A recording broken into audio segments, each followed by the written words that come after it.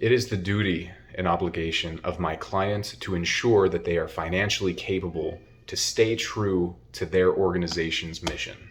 In fact, it is a legal obligation for them to do so. This has already been established in the court of law. In 1974, in the case of Stern versus Lucy Webb Hayes National Training School for Deaconesses and Missionaries, the precedence was already set. They already outlined the legal obligations for a nonprofit organization. And these are defined by care, loyalty, and obedience. The duty of care means exercising due diligence in monitoring the organization's finances and supervising the actions of its management. Now, specifically in this case, this literally means ensuring that the endowment assets are invested in a diversified portfolio to minimize risks for this organization and for their financial well-being. As it stands right now, the majority of my client's portfolio is invested into Hershey's Foods. And as it stands right now, Hershey is tanking.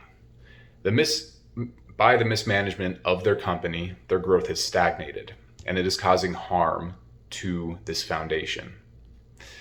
Now, this brings us to our next point.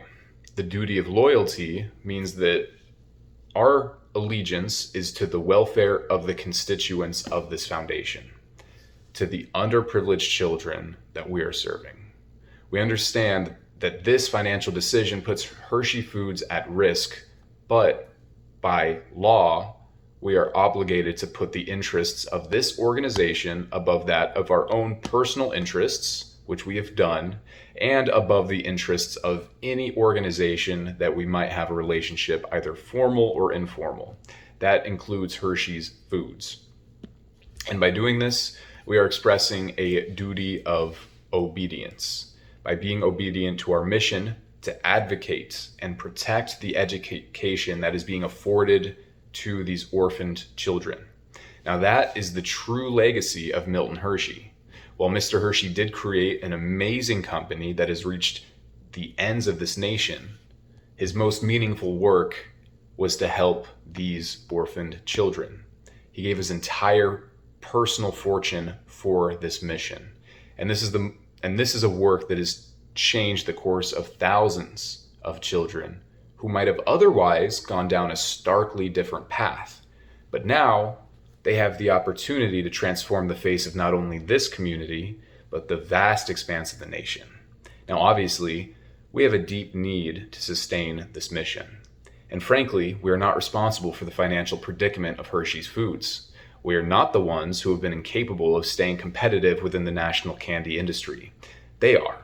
And through their own mismanagement, their stocks are continuing to stagnate.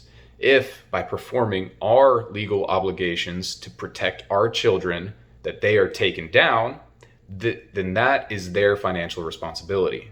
Since that is the case, even if we were to not sell our shares, then we are only keeping alive a dying company that will eventually collapse.